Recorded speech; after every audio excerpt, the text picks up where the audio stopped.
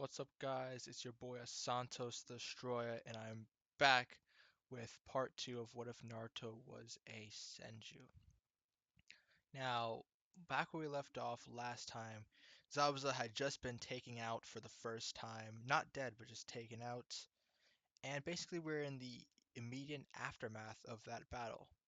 Kakashi collapses due to exhaustion, and Team 7 struggles to get him to a nearby safe house. Team 7 would still train the tree walking, and since Naruto is Naruto, I do believe that he would train himself additionally, and he would try and gain more and more jutsus, even though he is actually very, very proficient in this timeline. I believe over the course of this night, he would attempt to learn the wood style for Pillar Prison Jutsu, since he would know that in future battles he may need to restrain an enemy, and he would also refine his mastery over the Wood Clone Jutsu, and I think he would work on an offensive wood style in addition to his wooden pole, as in the wood style cutting jutsu, which is similar to the jutsu that Obito uses when he basically went crazy. I do believe he would not master but learn the Weststyle cutting jutsu to the point where he could make somewhat of a wooden sword. And after this long night of training, Naruto would still collapse and he would still meet Haku like he did in the original canon, and they would still talk about precious people, how protecting someone can bring your true strength out, and Haku would say that people give him inspiration to keep on living, and Naruto would cite precious people like Sasuke, Sakura, Kakashi, Iruka, basically people who, in his later words, saved him from himself. We now cut to a couple of days afterwards, and Naruto is very comfortable with his new jutsus that he started to learn. We now begin the escort mission again across to the bridge, and guess who shows up? Zabuza and Haku, of course, both show up with intentions to fight and or kill Tazuna. I mean, fight the team and kill Tazuna. The battles pretty much goes the same as in canon, whereas Haku speed blitzes both of them. Naruto can't really tag Haku, which is a major problem in this situation. However, Naruto having wooden defenses does mean that they are better protected against the Senbon than they were in canon. Even though they can't really do anything to attack Haku, they won't be getting attacked as a result from the Senbon. I do believe, however, Naruto letting his guard down and Haku taking advantage of the split window would hit Naruto with some Senbon, but Naruto wouldn't really mind that, as he could basically turn his arm into wood to negate that damage. And then we'd have the opening where Sasuke would sacrifice himself for Naruto, excuse me. Sasuke's seemingly lifeless body would crumple to the ground, and in that moment, Naruto would absolutely snap. Now, the Ninetails brings up an interesting continuity in this situation. However, let's just assume that he still goes on the same rampage that he did in canon, brutally beating Haku, assaulting him with wood style wood style jutsus. Just imagine just two wood style swords coming from his arms and he's slashing Haku to pieces. Though it wouldn't be that bloody or destructive, that's just the general gist of what would happen. And since Haku would probably be dead as a result of this rampage, as this is Naruto's first time using the QB chakra, and we've already seen what an angry Obito can do with the wood style cutting jutsu. Nar- Naruto would probably do something similar, if not worse. So Haku would die similarly to those Kirinin in their fight against Obito, which would be a very, very gruesome death, but a death nonetheless. And after Zabuza is put down by Kakashi, I do believe uh, a not QB in power but still relatively bloodlusted Naruto would decimate Gato's men with the same ferocity Obito did. And now everyone heads back to the village. Naruto just in awe of his own strength. Sasuke having a fearful respect of what Naruto's capable of, just based off what he heard from Sakura and Kakashi. And now we move on to the Chunin exams. Now, the Chunin exams brings a very interesting scenario as you have a wood style user going up against a tailed beast.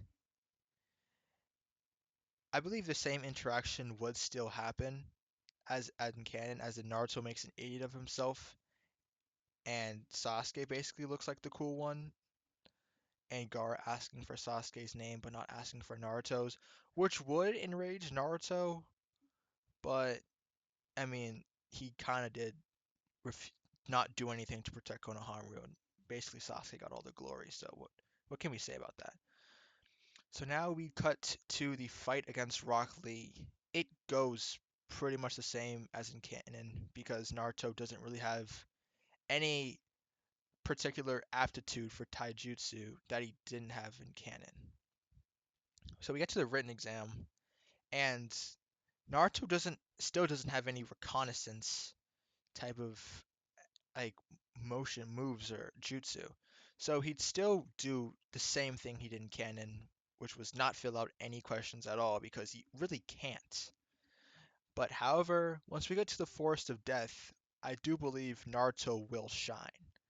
As he is a wood style user and the Forest of Death is literally a forest, so he's not without places to channel his chakra into.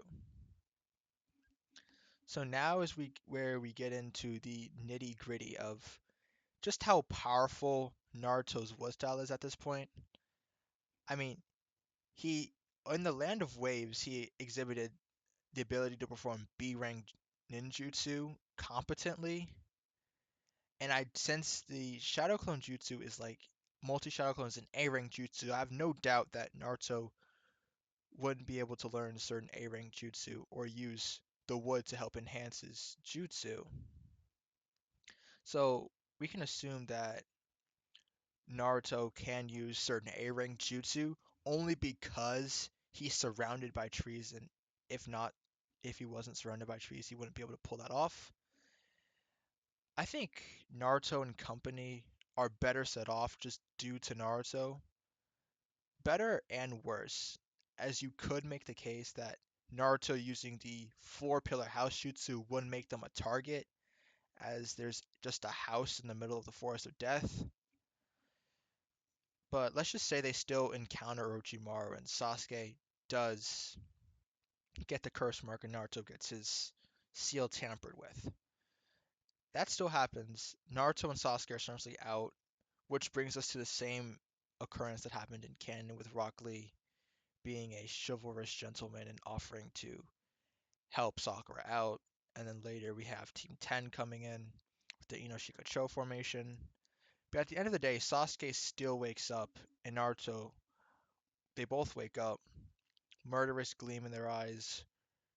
Like for Naruto, just imagine like leaves and trees sprouting under his very step. And Sasuke still breaks Zaku's arms, but Naruto doesn't really do anything because he's Naruto and he tried to calm Sasuke down so he wouldn't do anything rash or unpredictable. So now I don't think Naruto would be caught by the Genjutsu, and if he did, he would be able to take out Team Obro with much less difficulty as he actually has an area expansive jutsu that he can use. Like he can create a lot of wood from like the nearby trees to basically take out all the Genjutsu clones, and that's something he couldn't do in canon. Now we get to the end of the Forest of Death stage. Gaara's team still finishes first, followed by Team 8, and Naruto's team, Team 7, is one of the last to arrive. Now we get to the fun part, the tuning exam preliminaries. As there was no difference in what teams I qualified for the preliminaries, there would I don't think there would be a difference in the matchups. So all of the canon matchups go the same way, except Naruto versus Kiba. The only difference in that matchup is that Naruto defeats Kiba with much less difficulty by either restricting his movement with the four pillar prison jutsu, just grabbing him with a wood pole jutsu, or forcing him to submit with a wood style cutting jutsu. It really depends. It's like a pick your poison at this point. But Kiba is at a much too great of a disadvantage to win this fight against Naruto. So Neji still borderline murders Hinata, which causes Naruto's resolve to increase, as you know, and Naruto still makes the blood vow. Lee still has his epic fight against Gar, which he still does lose, unfortunately. There was no changes to Lee. And we basically get the same tuning exam finals as in canon, unless you want me to change it up just due to the fact that other matchups may be interesting. Let me know in the comments. And that's where we're going to end the video. If you liked it, share, subscribe, comment. I'm a Santos the Destroyer, and I am out.